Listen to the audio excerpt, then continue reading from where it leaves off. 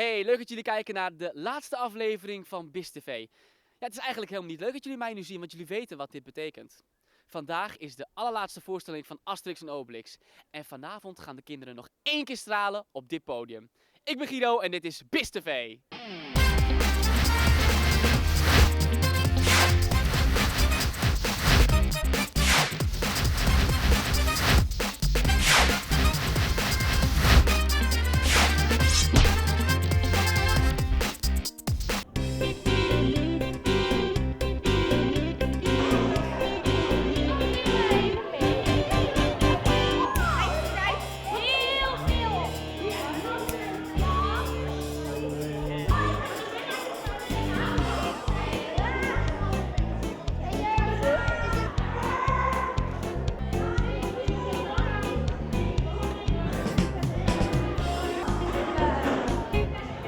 Jacques, vandaag voor het laatst Asterix en Obelix. Wat vind je ervan? Ik vind het heel jammer. Maar het is ook wel weer leuk, want het heeft wel heel lang geduurd. Maar ik had ook wel gehoopt dat de voorstellingen wat langer duurden. Jane, jij speelt Asterix in het stuk. Hoe is dat om te doen? Ja, heel leuk. En wat is daar zo leuk aan? Nou, je bent beste vriend met Obelix, Robert. En nou, in het echt is het misschien een beetje wel zo. Oh, dus in het echt zijn jullie ook vrienden? Ja.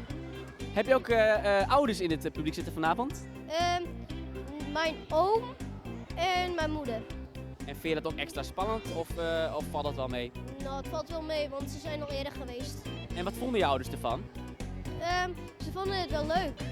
Waren ze ook trots op jou? Hebben ze dat ook gezegd? Ja, want bij de eerste kreeg ik een bloemenboeket met snoep erin. Oh, wat lief. Van mama. Ja. Oh. Tjitse en Siedrik, jullie spelen dit jaar ook mee. Hoe is het dat het vandaag voor het laatst is? Nou, ook wel weer jammer, maar ook wel weer opgelucht, want het was wel heel lang. Vond jij het ook lang? Jawel. Waarom is het dan lang? Er is wel elke woensdag en zaterdag oefenen. En op het laatst ook wel meer. Dus het neemt wel veel tijd. Ja. Maar dat is toch allemaal de moeite waard, al die tijd?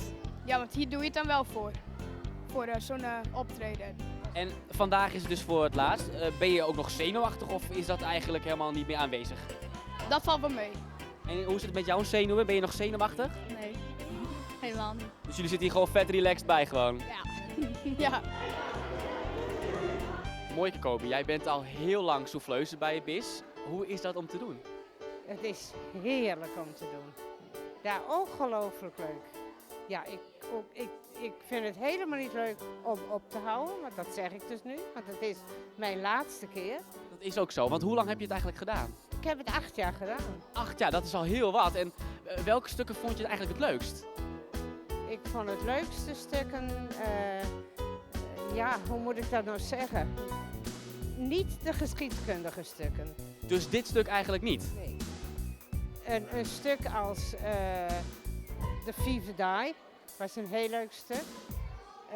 Wat nog meer? Oh ja, dat weet ik niet. Net normaal. Net normaal, ja, die stukken. Dat vind ik het leukst. Want ik weet dat het publiek dat ook het leukste vindt. Want vooral dit laatste stuk zijn er een heleboel die gaan weg en die zeggen, goh, nou hebben we het nog niet begrepen. Oké, dus jij vindt dit stuk eigenlijk iets te moeilijk. Dit is te moeilijk, ja. En hoe is het dan om te souffleren bij dit stuk? Is het ook moeilijk als het een moeilijk stuk is? Is het dan ook moeilijker om te souffleren of is dat niet zo? Nou, ik moet zelf wel zeggen van als we ongeveer aan het spelen toe zijn, die laatste 7, 8 keren, dan snap ik het ook. Oh, dus eerst snap je het hele stuk niet en aan het einde van... Ja, maar zie, dat komt omdat je natuurlijk kleine stukjes steeds doet. Hè, dan een stukje zang, dan een stukje dans, dan een stukje dat. En dan pas op het laatst komt alles bij elkaar. En dan denk je, hé, zo was het. Dan valt het kwartje. Juist.